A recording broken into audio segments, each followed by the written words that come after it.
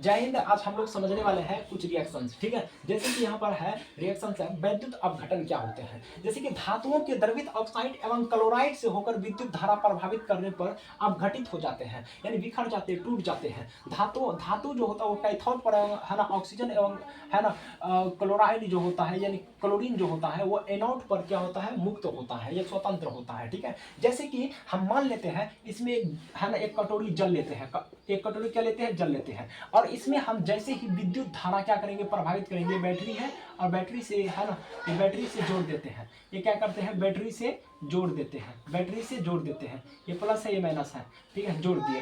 तो इसमें विद्युत धारा इस जल में है ना, जल है H2O है, H2O है। इसमें जैसे ही विद्युत धारा प्रभावित करेंगे ना, जैसे ही विद्युत धारा प्रभावित करेंगे तो यहाँ पर पानी से जो है ना ये H2 जो है ना 2H2 यानी हाइड्रोजन अलग हो जाएगा और ऑक्सीजन क्या हो जाएगा, अलग हो जाएगा, टूट जाएगा, ठीक है, विखंडन हो जाएगा। इसीलिए इसको बोलते हैं अपघटन। अपघटन का मतलब टूट जाना, समझ में आया। अपघटन का मतलब क्या होता है, टूट जाना, बिखर जाना, इसका मतलब होता है। तो विद्युत धारा जैसे ही प्रभावित करेंगे तो H2 है ना, H2 जो होता है हाइड्रोजन अलग हो जाएगा और ऑक्सीजन क्या हो जाएगा, अलग हो जाएगा, ठीक है। उसी प्रकार से यहाँ पर देखो Al2 सॉरी 2 है ना, 2Al2 प्लस में है ना 2Al2O3 है, ठीक है, ये है। तो ये क्या होगा, ये क्या हो जाएगा, ये जो है ना 2 दूना 4, तो 4Al हो जाएगा और यहाँ पर 3 दूना 6 यानी 3 दूना 6, तो 6 ऑक्सीजन हो जाएगा, यानी ऑक्सीजन यहाँ पर हो जाएगा।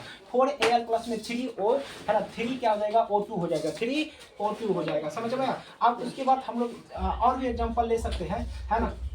लेकिन एक बात हमेशा याद रखना, ये मुक्त कहाँ पर होगा, जैसे यहाँ पर हाइड्रोजन है, यहाँ पर ऑक्सीजन है। देखो ये आपको बता देते हैं, ये ऑक्सीजन जो है ना हाइड्रोजन से ज्यादा ऋणात्मक तत्व है, ज्यादा से ज्यादा क्या है, ऋण तत्व है। ये ऑक्सीजन क्या है, हाइड्रोजन से ज्यादा ऋण तत्व है। इसीलिए क्या हो जाएगा, ये कैथोड है ना, ये क्या हो जाएगा, हाइड्रोजन जो है ये कैथोड पर मुक्त होगा। कहाँ पर होगा, कैथोड पर मुक्त होगा, कैथोड पर, जो कि कैथोड पर क्या होता है, माइनस चार्ज होता है। अब एनोड पर मुक्त होगा ऑक्सीजन, एनोड पर मुक्त होगा कौन, ऑक्सीजन, है ना, ये प्लस होता है। आपको बताते हैं आखिर हाइड्रोजन जो है वो कैथोड पर मुक्त क्यों हुआ और ऑक्सीजन जो वो एनोड पर मुक्त क्यों हुआ, आपको हम बताते हैं। जैसे ये हाइड्रोजन है, हाइड्रोजन जो ना है ना, इसका आयन ऑक्सीजन से ज्यादा कम ऋणात्मक है लेकिन ज्यादा धनात्मक है।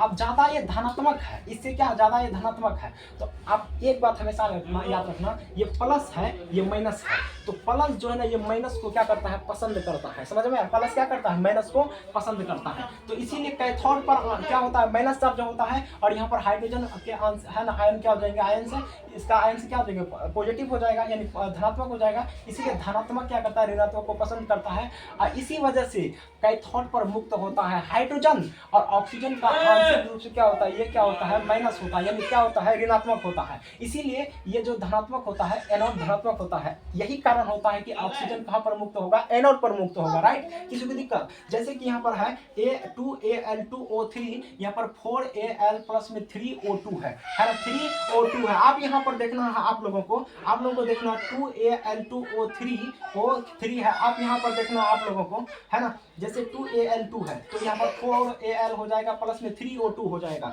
3O2 हो जाएगा। अब यहाँ पर देखो ये जो यहाँ पर Al जो है ना, Al जो है ये कैथोड पर मुक्त होगा, है ना। C कैथोड पर मुक्त होगा, कहाँ पर होगा, कैथोड पर मुक्त होगा, कैथोड पर मुक्त होगा। अब देखो ये क्या है, एल्यूमिनियम है। Al क्या होता है, एल्यूमिनियम होता है, एल्यूमिनियम होता है। तो एल्यूमिनियम क्या है, एक प्रकार का मेटल है, धातु है। तो धातु का जो आयन से होता है वो धनात्मक होता है। इसी वजह से कैथोड क्या होता है, जो कैथोड होता है वो ऋणात्मक होता है। इसी कारण वजह से क्या होता है एल्यूमिनियम जो है वो एल्यूमिनियम कहाँ पर मुक्त होता है, कैथोड पर मुक्त होता है, समझ में। अब ऑक्सीजन क्या है, ऋण तत्व है ना, ऋणात्मक वाले तत्व है। यही कारण होता है कि ऑक्सीजन जो है ना एनोड पर मुक्त होगा, कहाँ पर मुक्त होगा, एनोड पर। एनोड पर आंशिक रूप से क्या था, पॉजिटिव रूप होता है ना, पॉजिटिव चार्ज होता है, पॉजिटिव चार्ज है ना। इसी प्रकार से और भी एक एग्जांपल ले लें, जैसे कि 2A है ना, 2NaCl है ना, 2NaCl। इसको जब विद्युत अपघटन, इसमें जब इसके घोल को लेना है ना, 2NaCl है ना, जिसको बोलते हैं सोडियम क्लोराइड। इसके घोल को लेना है और इस घोल में विद्युत धारा प्रभावित कर देना है। जैसे विद्युत धारा इसमें प्रभावित करेंगे ना, तो ये जो है ना ये 2Na ये अलग हो जाएगा, प्लस में Cl2 ये क्या हो जाएगा, अलग हो जाएगा, समझ में क्या हो जाएगा, ये दोनों अलग हो जाएगा। लेकिन यहाँ पर सोडियम क्या है, एक मेटल है, धातु है। तो धातु का आयन क्या होता है, पॉजिटिव होता है, धनात्मक होता है, इसीलिए ये कैथोड पर मुक्त होगा, कैथोड पर सी यानी कैथोड पर मुक्त होगा, क्योंकि कैथोड पर ऋणात्मक तत्व ऋणात्मक होता है। क्या होता है कैथोड पर आंशिक रूप, कैथोड क्या होता है भाई, ऋण होता है, कैथोड क्या होता है, ऋण होता है।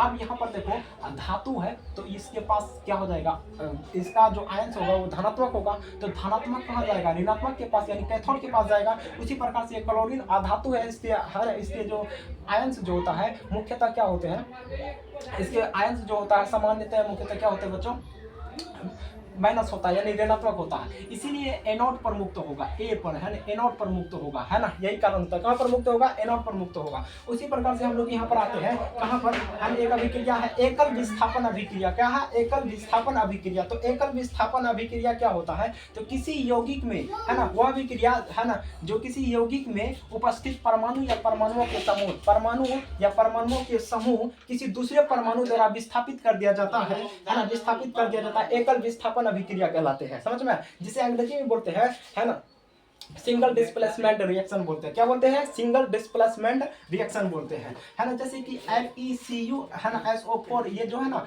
ये आयरन जो है, जो आयरन है लोहा जिसको बोलते हैं आयरन यानी Fe आयरन या लोहा, आयरन जो होता है ये कॉपर से ज्यादा क्रियाशील है। कॉपर क्या है, कम क्रियाशील है, किससे, इससे, किससे, तो बोलेंगे Fe से। इसी कारणवश जो Fe जो है ना ज्यादा से ज्यादा क्रियाशील है। अब ये बोलेगा Fe जो बोलेगा भाई Cu तुम कॉपर जो हो, तुम कॉपर साइड हो जाओ, हम SO4 के साथ जाएंगे। तो ये ज्यादा क्रियाशील है, ज्यादा ताकतवर है, इसीलिए ये SO4 के साथ ये आ जाएगा, ये हो जाएगा है ना आयरन सल्फाइड। यहाँ पर कॉपर सल्फाइड से आयरन सल्फाइड हो जाएगा, ठीक है। यहाँ पर ये कॉपर, यहाँ पर जो है ना ये जो है ना इसको छिटका देगा, ये बोले कि भागो तुम यहाँ से, ठीक है।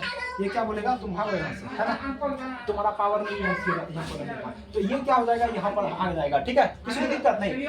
उसी प्रकार से यहाँ पर देखना है, उसी प्रकार से यहाँ पर देखना है जेड एन, देखिए यहाँ पर जेड एन है, जेड एन यहाँ पर देखना है ना जेड एन है ना, जेड एन प्लस में CuSO4 है, CuSO4। तो अब यहाँ पर देखो ये जेड एन ज्यादा से ज्यादा क्रियाशील है, किससे, कॉपर से। तो एक कॉपर को कहेगा तुम भागो, है ना, जिंक जो है ना कॉपर से कहेगा कि तुम जो है ना SO4 से मुक्त हो जाए यानी भाग जाओ यहाँ से, ठीक है। तो यहाँ पर जो है ना ZnSO4 आ जाएगा, ठीक है। अब प्लस में क्या हो जाएगा, Cu हो जाएगा, ये जो है ये मुक्त कर देगा इसको, ठीक है, क्योंकि जिंक जो है ना कॉपर से ज्यादा क्रियाशील है, इसी वजह से, ठीक है। तो उम्मीद करते हैं ये दोनों रिएक्शन आप लोगों को समझ में आ गया होगा। उसी प्रकार से अगला रिएक्शन हम लोग लेकर आने वाले हैं, है ना, नेक्स्ट दिन लेकर के आएंगे। तब तक के लिए जय हिंद, वंदे मातरम।